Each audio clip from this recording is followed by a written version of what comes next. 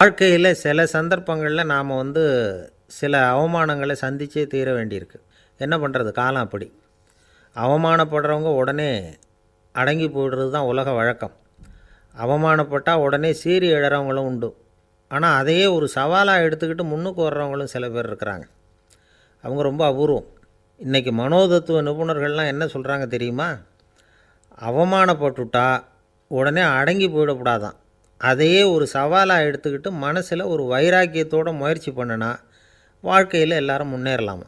அவமானங்கிறத நாம் வைராக்கியமாக மாற்றிக்கணும். அதுதான் வெற்றிக்கு வழி. ராமர் இந்த பூமியில் பிறந்ததே ஒரு வைராக்கியத்தினால தான் சார் அப்படின்னார் ஒருத்தர். எப்படிங்க அது அப்படின்னு கேட்டேன். அவர் சொன்னார், தசரதருக்கு ராமர் குழந்தையாக பிறக்கணும், அப்போ தான் இங்கே இருக்கிற கஷ்டங்கள்லாம் நீங்கும் அப்படின்னு சர்வ லோகமும் எதிர்பார்த்துக்கிட்டு இருக்குது. ஆனால் அவர் எப்போ பிறப்பார் அப்படின்னு யாருக்கும் தெரியல. அந்த காரியம் சீக்கிரம் நடக்கணுமே, அதுக்கு என்ன பண்ணுறது? நாரதர் வந்தார் ஒரு நாள் தசரதரை தேடி. தசரதா, உனக்கு ஒரு செய்தி தெரியுமான்னு ஆரம்பித்தார். அவர் எப்பவும் இப்படித்தானே ஆரம்பிக்கிறது வழக்கம். என்ன விஷயம்னு கேட்டார் தசரதர். தசரதா, நீ அடிக்கடி உன்னோட தேரில் ஏறிக்கிட்டு தேவலோகத்துக்கு போகிற, அங்கே போகிற வர்ற எல்லாம் பண்ணிகிட்ருக்க, எல்லாம் சரி. தேவலோகத்துலேயும் உன்னை நல்லபடியாக தான் வரவேற்கிறாங்க. தேவேந்திரன் உன்னை பிரியமாக அழைச்சிட்டு போய் தன்னுடைய அரியாசனத்திலேயே தனக்கு பக்கத்திலேயே உட்கார வைக்கிறான். நீயும் சந்தோஷமாக உட்காந்து பேசிவிட்டு வந்துடுற. ஆனால் நீ இங்கே வந்ததுக்கு அப்புறம் அங்கே என்ன நடக்குது தெரியுமா உனக்கு அப்படின்னாரான் நாரதர். என்ன நடக்குது எனக்கு ஒன்றும் தெரியலையே அப்படின்னாரான் தசரதர். நாரதர்கிட்ட கிட்டத்தில் கேட்டிருக்கார், கொஞ்சம் சொல்லுங்கள் என்னது அப்படின்னு. அவர் நெருங்கி வந்தாரான் நாரதரும். மெதுவாக அவர் காதோட காதாக சொன்னாராம். அதாவது நம்ம பாஷையில் சொல்லப்போனால் பற்ற வைக்கிறார். நீ அங்கே தேவேந்திரங்கிட்ட உட்காந்து பேசிவிட்டு வந்த பிறகு நீ அங்கே உட்காந்துருந்த அரியாசனத்தை தண்ணி ஊற்றி கழுவி சுத்தப்படுத்துகிறாங்க. நீ என்ன அந்த அளவுக்கு சுத்தம் இல்லாத ஆளா? தினம் குளிக்காமையாக இருக்கிற அப்படின்னாராம். தசரதருக்கு இது ரொம்ப அவமானமாக போயிட்டுது. அப்படியே செய்கிறாங்க அப்படின்னாராம். ஆமாம், நீ வேணும்னா நான் சொல்கிறது உண்மையாக இல்லையா அப்படின்னு சோதனை பண்ணி பார்த்துக்கோ அப்படின்னாரான் நாரதர். உடனே தசரதர் இதுக்காகவே புறப்பட்டு தேவலோகம் போனார். அங்கே வழக்கம் போலவே இவரை கூப்பிட்டு உட்கார வச்சு பேசிக்கிட்டு இருந்தான் தேவேந்திரன். கொஞ்ச நேரம் பேசிக்கிட்டு இருந்துட்டு சரி நான் கிளம்புறேன்னு புறப்பட்டார். சரி, அவனும் வாசல் வரைக்கும் வழி அனுப்பி வச்சுட்டு உள்ளே போயிட்டான். தசரதர் வெளியில் கொஞ்சம் நேரம் மறைஞ்சி இருந்துட்டு மெதுவாக உள்ளே எட்டி பார்த்தார் என்ன நடக்குதுன்னு. நாரதர் சொன்னது உண்மை தான். தசரதர் உட்காந்துருந்த ஆசனத்தை அங்கே 2 தேவர்கள் கழுவி சுத்தப்படுத்திக்கிட்டு இருக்கிறாங்க. தசரதரால் இதை தாங்கிக்க முடியல. அவருக்கு ரொம்ப அவமானமாக போச்சு. நேராக கிடுகிடுன்னு தேவேந்திரங்கிட்டே போனார். நான் உட்காந்துருந்த இருக்கையே சுத்தம் பண்ணுறியே, நான் என்ன அந்த அளவுக்கு பாவியா அப்படின்னு கேட்டார். ரொம்ப கோபமாக கேட்டார். தசரதரே, மனுஷனுக்கு 3 கடன்கள் உண்டு. தேவ கடன், ரிஷி கடன், பித்ரு கடன். இதை தீர்க்காதவன் பாவியாகிறான். இதில் மகனை பெறுவதால் தான் பித்ரு கடன் தீரும். உனக்கு மகன் கிடையாது, அதனால் நீ பாவியாகிற. பாவி உட்காந்துருந்த இடம்ங்கிறதுனால அதை சுத்தம் செய்ய வேண்டியது எங்கள் கடமை அப்படின்னு நானான் தேவேந்திரன். இந்த இடத்துல தசரதருக்கு ஏற்பட்ட அவமானம் ஒரு வைராக்கியமாக மாறிச்சு. தேவேந்திரனே கேட்டுக்கோ, ஒரு மகனை பெற்ற பிறகு தான் இந்த சபையில் மறுபடியும் அடி எடுத்து வைப்பேன் அப்படின்னு சொல்லிவிட்டு போயிட்டாரான். போய் புத்திர காமேஷ்டி யாகம் பண்ணார். புத்திரர்கள் பிறந்தார்கள். இந்த கதையில் உள்ள கருத்து என்னென்னா, தேவேந்திரன் தசரதரை அப்படி அவமானப்படுத்தலைன்னா அவருக்கு இப்படி ஒரு வைராக்கியம் பிறந்திருக்குமா? யோசித்து பார்க்கணும். நமக்கு ஏற்படுகிற சில அவமானங்களையும் வைராக்கியமாக மாற்றிக்குவோம். அப்படி மாற்றிக்கிட்டோம்னா வாழ்க்கையில் முன்னேறலாம். நம்ம ஆளுங்க சில பேர் அவமானத்தை வைராக்கியமாக மாற்றிக்கிறது எப்படி தெரியுமா? நம்மக்கிட்ட ஒரு பையன் சொன்னான், எங்கள் அப்பா என்னை எல்லாருக்கும் முன்னாடி வச்சு திட்டிவிட்டார், பொறுப்பு இல்லாமல் ஊர் சுற்றுறேன்னு சொல்லி அவமானப்படுத்தி விட்டார். இனிமேல் நீ என் முகத்திலேயே முழிக்காதரா போடான்னு வேறு சொல்லிவிட்டார். எனக்கு ரோஷம் வந்துட்டுது. அந்த அவமானத்தை வைராக்கியமாக மாற்றிக்கிட்டேன். அன்னையிலேருந்து அவர் முகத்திலேயே முழிக்கிறது இல்லை அப்படின்னா. அப்படியான்னு கேட்டோம். ஆமாங்க, அவர் வீட்டில் இல்லாத நேரமாக பார்த்து உள்ளே சமையல் கட்டுக்கு போய் சாப்பிட்டுட்டு நைஸாக வெளியில் வந்துடுவேன் அப்படிங்கிறான் அவன். ஜவஹர்லால் நேரு பிரதமராக இருந்த சமயம் அவர் ஒரு தடவை சென்னைக்கு வந்திருக்கிறார். இங்கே சில முக்கிய நிகழ்ச்சிகளில் கலந்துக்கிறதுக்காக வந்திருந்தார். ஆளுநர் மாளிகையில் ஒரு நாள் ராத்திரி தங்கி மறுநாள் புதுடெல்லி புறப்படுறதாக ஏற்பாடு. நிகழ்ச்சியிலெல்லாம் முடிச்சுக்கிட்டு ஆளுநர் மாளிகையில் தங்கியிருக்கிறார். அன்றைக்கு இரவு படிக்கிறதுக்கு ஒரு முக்கியமான புத்தகம் அவருக்கு தேவைப்பட்டது. அந்த சமயத்தில் உலக அளவில் ஒரு முக்கியமான பொருளாதாரம் சம்பந்தமான ஒரு புத்தகம் வெளியாகி இருக்கிற விஷயம் அவருக்கு தெரியும். அந்த புத்தகம் மெட்ராஸுக்கு வந்திருக்குமா, அது இங்கே கிடைக்குமா அப்படின்னு விசாரிச்சிருக்கிறார் நேருஜி. அவர் இப்படி கேட்ட உடனே அங்கே இருந்தவங்கள்லாம் ரொம்ப பரபரப்பாக செயல்பட ஆரம்பிச்சிட்டாங்க. முக்கியமான இடங்கள்ல எல்லாம் விசாரிச்சிருக்கிறாங்க அந்த புத்தகம் உங்கள்கிட்ட இருக்கான்னு. சென்னையில் உள்ள கன்னிமாரா நூல் நிலையத்துக்கு எப்படியும் அந்த புத்தகம் வந்திருக்கணும் அப்படின்னு ஒரு நம்பிக்கை. அங்கே விசாரித்தாங்க. அந்த புத்தகம் 2 நாளைக்கு முன்னாடி தான் அங்கே வந்திருக்குது அப்படிங்கிற விஷயம் தெரிஞ்சுது. உடனே எல்லோரும் அங்கே ஓடினாங்க. அவங்களுக்கு இன்னொரு சந்தேகம், புத்தகம் வந்திருக்கு சரி, அது இந்த சமயத்தில் வேறு யாரும் படிக்கிறதுக்கு எடுத்துகிட்டு போயிருக்கக்கூடாதே அப்படிங்கிற சந்தேகம் இருந்தாலும் மனசுக்குள்ளே ஒரு தைரியம். இப்படி ஒரு புத்தகம் வெளிவந்திருக்கிற விஷயமே நேருஜி சொல்லி தான் நமக்கே தெரியும். அதுவும் இல்லாமல் உலக பொருளாதாரம் சம்பந்தமான ஏதோ ஒரு புத்தகம் அது. அதை போய் இந்த நேரத்தில் அவ்வளவு ஆர்வமாக யார் எடுத்துகிட்டு போயிட போகிறாங்க அப்படிங்கிற தைரியம். இந்த தைரியத்தோடு அந்த நூல் நிலையத்துக்கு ஓடினாங்க. புத்தகத்தை தேடினா அது கிடைக்கல. யாரோ எடுத்துகிட்டு போயிருக்கிறாங்க. நேருவுக்கு மட்டுமே தெரிஞ்சிருந்த அந்த புத்தகம் பற்றின விஷயம் சென்னையில் வேற ஒருத்தருக்கும் தெரிஞ்சிருக்குது. உடனே எல்லோரும் பரபரப்பாக அந்த அதுக்குன்னு இருக்கிற ரிஜிஸ்டர் இருக்குல்ல, பதிவேடு, அதை புரட்டி பார்க்குறாங்க யார் எடுத்துகிட்டு போகிறாங்கன்னு தெரிஞ்சுக்கிறதுக்காக. எடுத்துகிட்டு போனவங்க அதில் கையெழுத்து போட்டிருப்பாங்கல்ல, அதை பார்த்து யாருன்னு தெரிஞ்சுக்கலாம் அப்படிங்கிறதுக்காக தான் அதை புரட்டுறாங்க.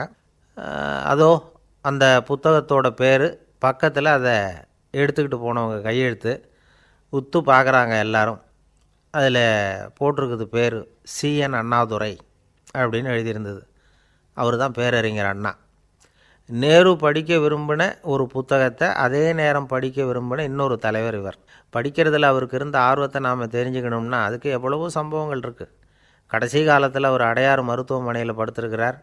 அவருக்கு ஒரு முக்கியமான அறுவை சிகிச்சை செய்ய வேண்டியிருக்குது அவசரமாக. அமெரிக்காவிலேருந்து டாக்டர் மில்லர் வந்திருக்கிறார். அவர்கிட்ட கேட்குறார், டாக்டர் நாளைக்கே அறுவை சிகிச்சை செய்ய போகிறீங்களா அப்படின்னு. ஆமாங்கிறார் டாக்டர் மில்லர். நாளைக்கு மறுநாள் செஞ்சுக்கிறேனே அப்படின்னாரான் அண்ணா. ஏன் ஏதாவது நாள் பார்க்குறீங்களான்னு கேட்டிருக்கார். இல்லை, ஒரு புத்தகத்தை படிச்சுக்கிட்டு இருக்கிறேன், அதை நாளைக்குள்ளே முடிச்சிருவேன், அதுக்கப்புறம் நான் இறந்தாலும் கவலை இல்லை அப்படின்னாரான் இவர். அவர் தான் அறிஞர் அண்ணா. சங்ககால நூல்கள்லேருந்து சமீபத்தில் வந்த நூல்கள் வரைக்கும் எல்லாம் அவர் படிச்சிருக்கிறார். ஒரு திருமண விழாவில் அவர் பேசும்பொழுது சொன்ன விஷயம் இது. சங்க காலத்தில் காதலியை மணக்க விரும்புகிறவனுக்கு அவனுடைய தந்தை வீர சோதனைகள்லாம் வைப்பார். போய் புலிப்பல் கொண்டுக்கிட்டு வா, அப்போ தான் என் பொண்ணை கொடுப்பேன் அப்படின்னு சொல்லுவார்.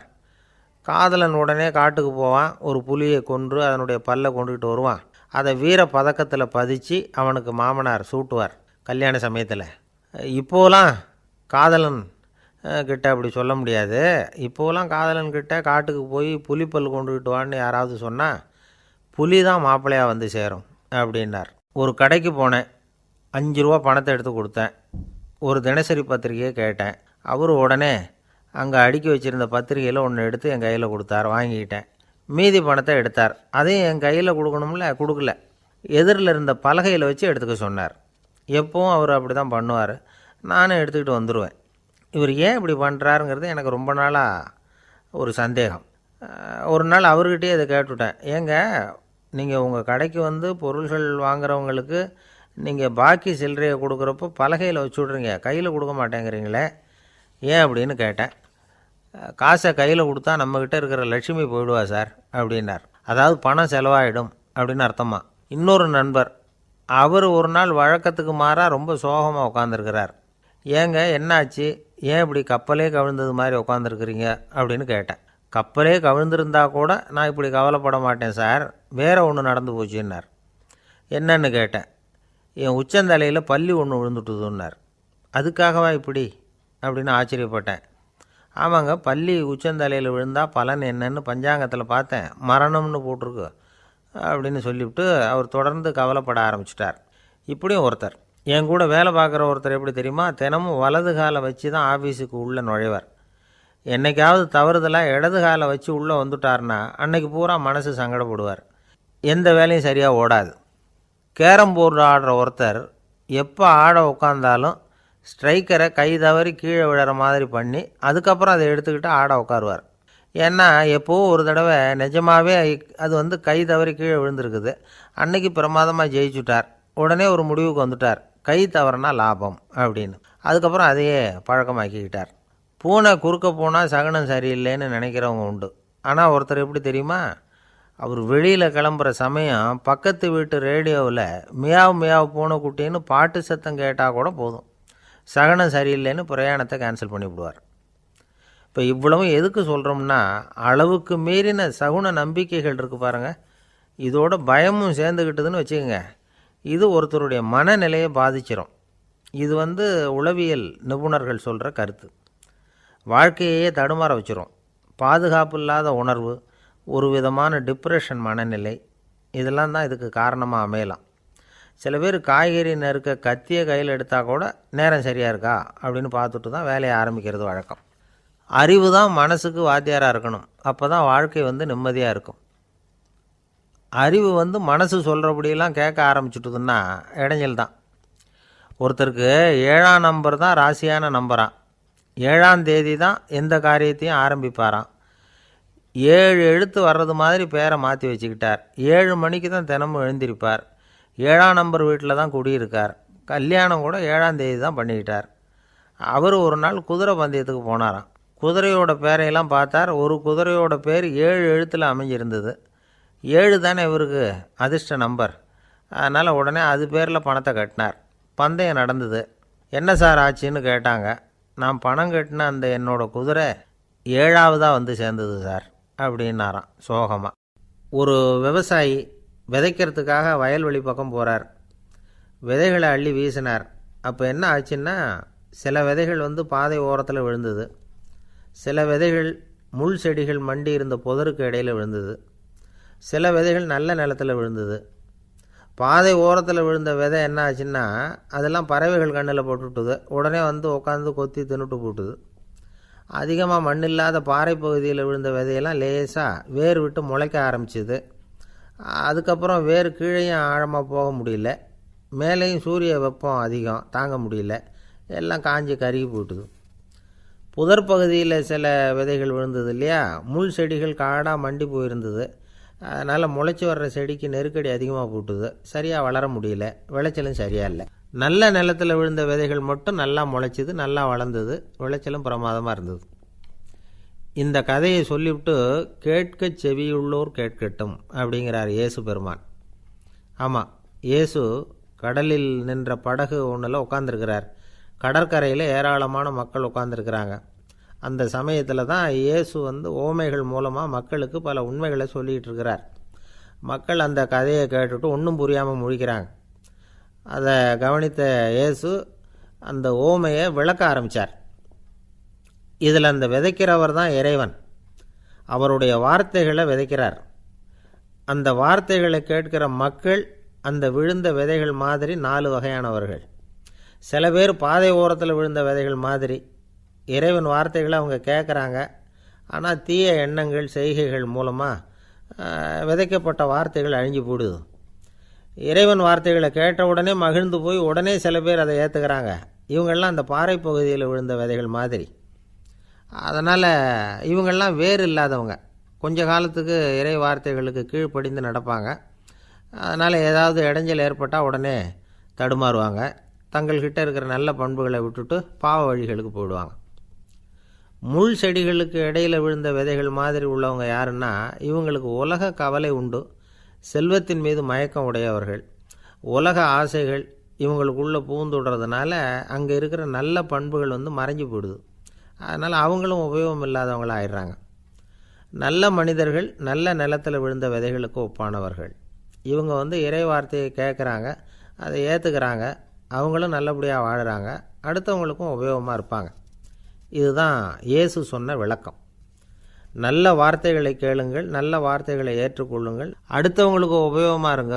இதுதான் பெரியவங்கள்லாம் நமக்கு சொல்லுகிற உபதேசம். ஒரு அப்பா தன்னுடைய மகனுக்கு உபதேசம் பண்ணார். இதை பாருப்பா, நல்ல வார்த்தைகளை கேட்கணும், எப்போதுமே மகன் அப்பா பேச்சை கேட்குறது நல்லது அப்படின்னாராம். நீ ஏதாவது ஒரு தப்பு பண்ணால் என் தலையில் ஒரு முடி நரைச்சி வெள்ளையாக போடும்பா, நீ செய்கிற ஒவ்வொரு தப்புக்கும் என் தலையில் ஒவ்வொரு முடி வெள்ளையாயிடும் அப்படின்னாராம். பையன் யோசித்தான், அப்பா இப்போ தான் எனக்கு புரியுது, தாத்தாவோட தலைமுடி பூராவும் வெள்ளையாக இருக்கிறதுக்கு என்ன காரணங்கிறது எனக்கு இப்போ தான் புரியுது அப்படின்னானா. ஒரு ஊரில் ஒரு ராஜா இருந்தார். அவர் ஒரு பூனை வளர்த்தார். ரொம்ப செல்லமாக அவர் அந்த பூனையை வளர்த்தார்.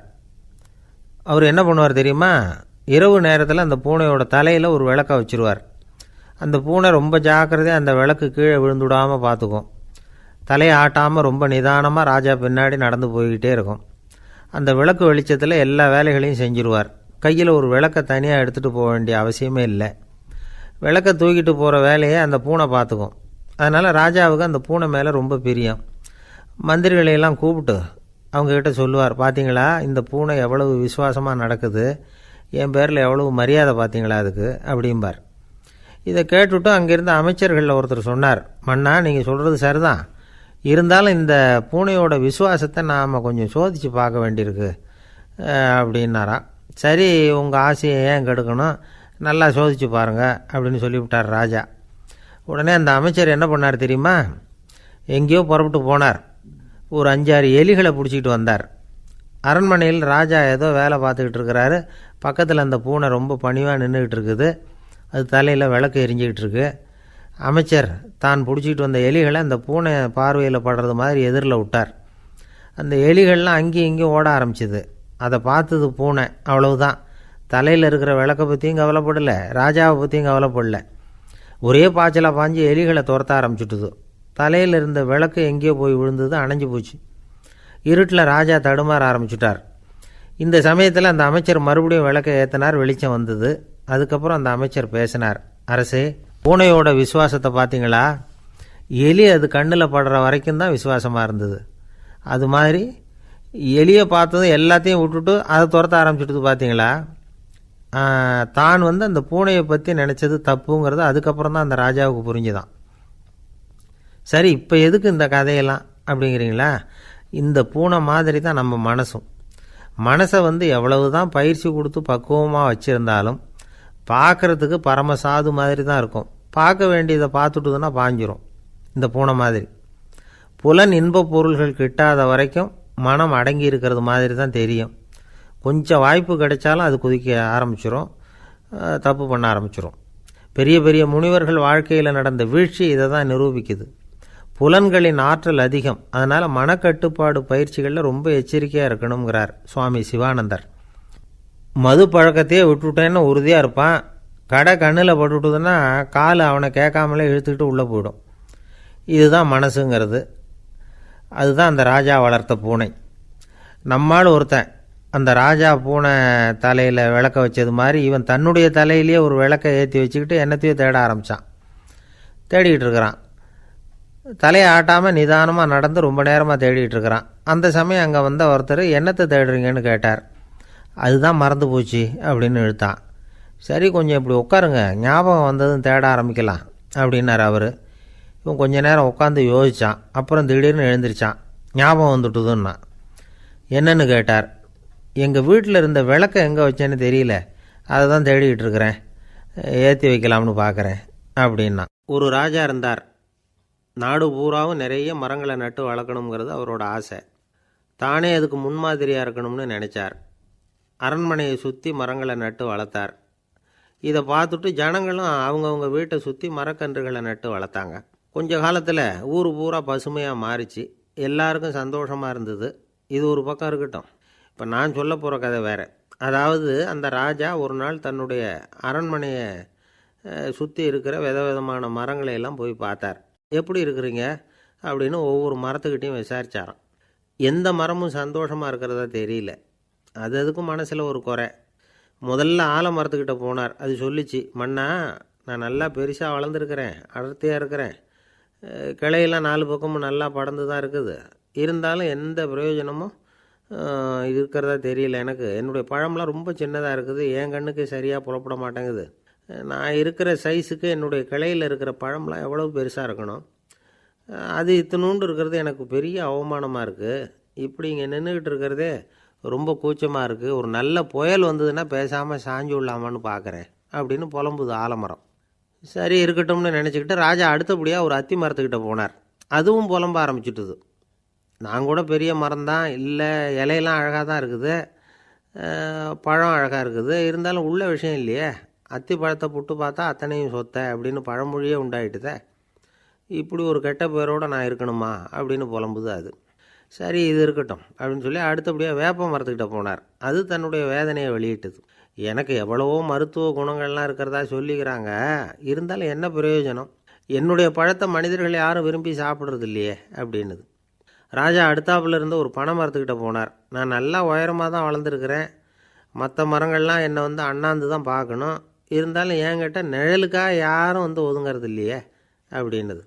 என்ன இது, எல்லா மரமும் இப்படி திருப்தி இல்லாமல் இருந்துக்கிட்டு இருக்குதே அப்படின்னு நினச்சிக்கிட்டே ராஜா அடுத்தபடியாக அங்கே இருந்த ஒரு பைன் மரத்துக்கிட்ட போனார்.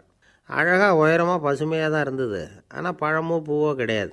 அதை நினச்சி அது வருத்தப்பட்டுக்கிட்டு இருக்குது.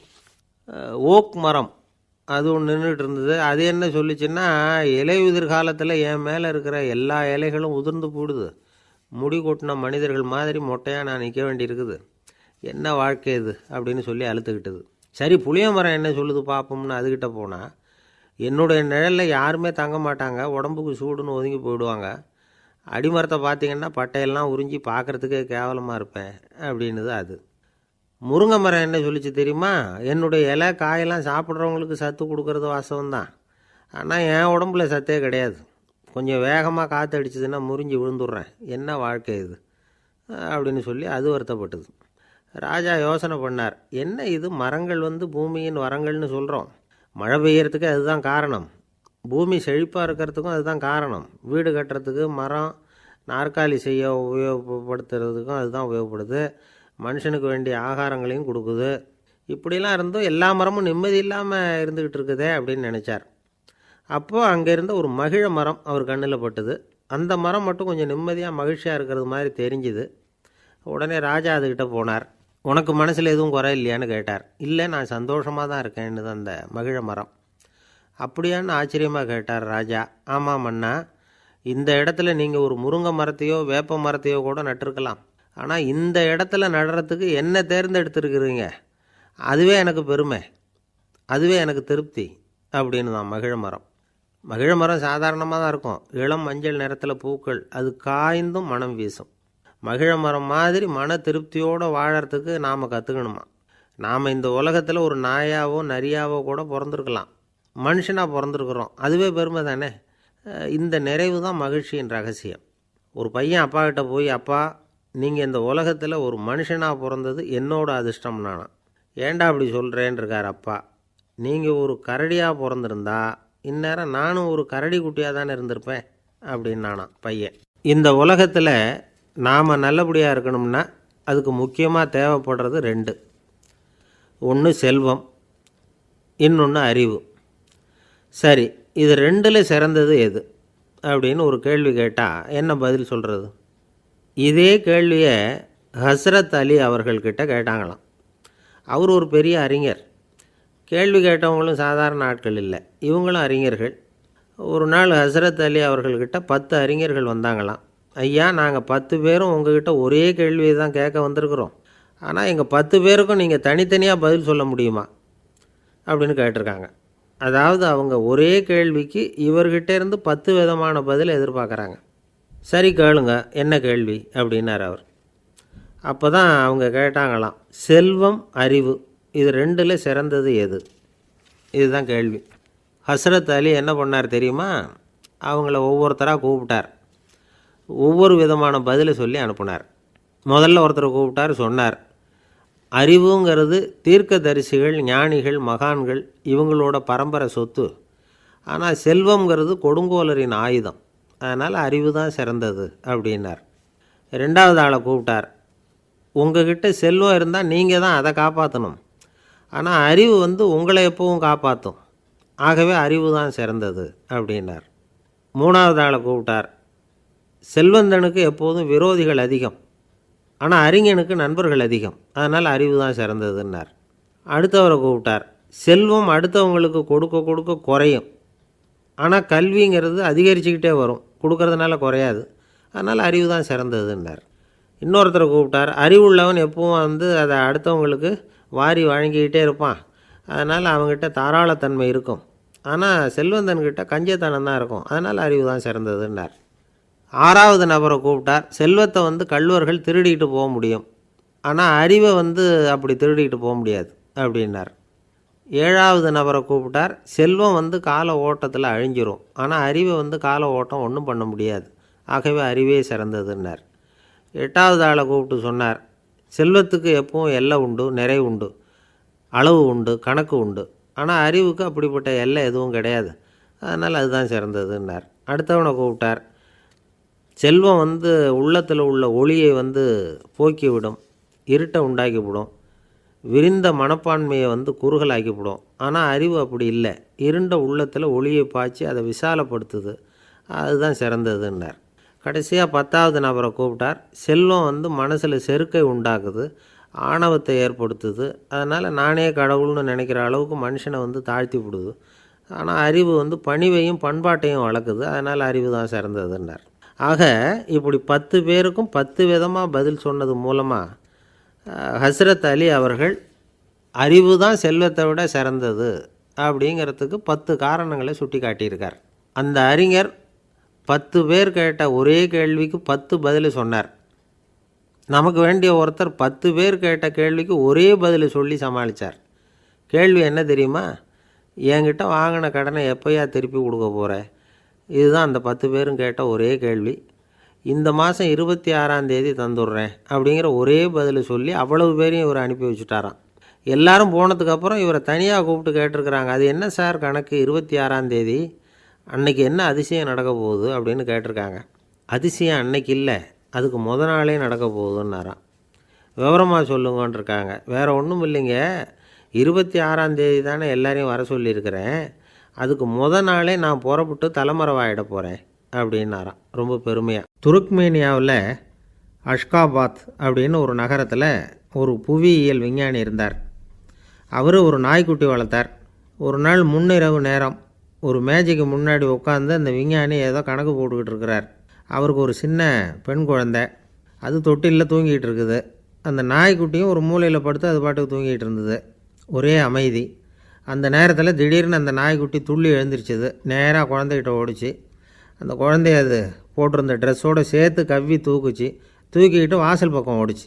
நாய்க்குட்டி குழந்தைய கவ்வி தூக்க முடியுமாங்கிற சந்தேகம் உங்களுக்கு இல்லையா? நீங்கள் நம்ம ஊர் நாய்க்குட்டியவே பார்த்து பழக்கப்பட்டிருக்கீங்க, அதனால் நம்புறதுக்கு சிரமமாக இருக்கும்.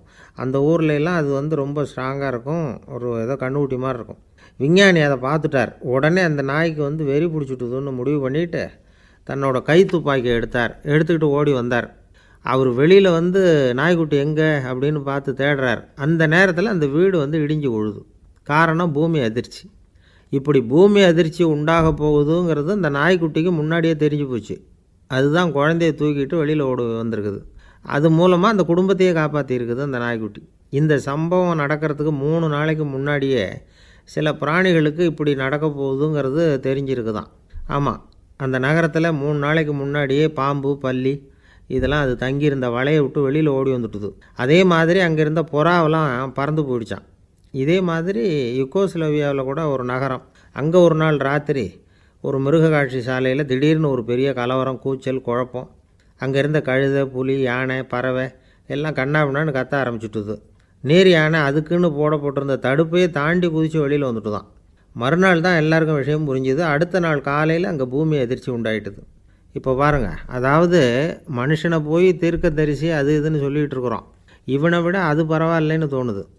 அதாவது மிருகங்கள் ஒன்று நடக்க போகுதுங்கிறத முன்னாடியே புரிஞ்சுக்குதே. சரி, இதெல்லாம் எப்படி அது முன்கூட்டி புரிஞ்சுக்குது? அதுதான் படைப்பு ரகசியம். அதை கண்டுபிடிக்கிறதுக்கு தான் மனுஷன் ஆராய்ச்சி பண்ணிகிட்டு இருக்கிறான். விஞ்ஞானிகளோட ஆராய்ச்சியெல்லாம் ஒரு பக்கம் இருக்கட்டும், வீட்டுக்குள்ளேயே சில ஆராய்ச்சி பண்ணி பாருங்களேன். இப்போ சில யோசனை சொல்லி அதை சோதனை பண்ணி பாருங்க அப்படின்னு ஒருத்தர் சொன்னாராம். அதாவது இப்போ மழை வருமா வராதா அப்படின்னு தெரிஞ்சுக்கணுமா, உடனே ஒரு பூனைக்குட்டி பின்னாடியே மெதுவாக போய் அது என்ன செய்யுதுன்னு கவனித்து பார்க்கணும். பூனைக்குட்டி தன்னோட பாதத்தினால சுகத்தில் அப்படி கீறிக்கிட்டு இருக்கும். அப்படி கீறினா கண்டிப்பாக மழை வரும். சில சமயம் பூனைக்குட்டி அப்படியே மல்லாந்து படுத்துக்கிட்டு பாதத்தை உயர தூக்கும், அப்படியும் எப்படியும் புரளும். இப்படி செஞ்சதுன்னா அன்னைக்கும் மழை இருக்காது. அதனால் முன்னாடி இருந்தது மழை வர்றதுக்கு அறிகுறி, இது மழை இல்லைங்கிறதுக்கு அறிகுறி. பறவைகள், பிராணிகள் இதுகளோட நடவடிக்கைகளை பார்த்துட்டு அதையெல்லாம் அடிப்படையாக வச்சு தான் காலநிலையை கண்டுபிடிக்கிற கருவிகளை கண்டுபிடிச்சிருக்கிறாங்க. வாத்து இருக்குல்ல, சில சமயம் தன்னோட அழகை தன்னோட இறகுகளில் அப்படியே புதைச்சிக்கும். அப்படி செஞ்சால் குளிர்காலம் வரப்போகுதுன்னு அர்த்தம். பருவநிலை குளிராக மாறப்போகுதுங்கிறதுக்கு இதுதான் அறிகுறி. சிட்டுக்குருவி இருக்குதுல்ல, அதெல்லாம் புழுதியில் உழுந்து புரளும். சிறகுகளை படபடன்னு அடிச்சுக்கும். அப்படி செஞ்சால் மழை வரப்போகுதுன்னு அர்த்தம்.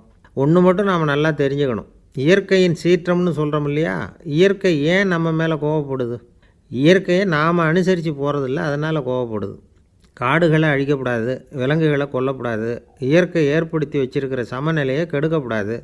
அதை புரிஞ்சுக்கிட்டு வாழ்ந்தோம்னா பூமியும் நடுங்காது, நாமளும் நடுங்க வேண்டிய அவசியம் இருக்காது.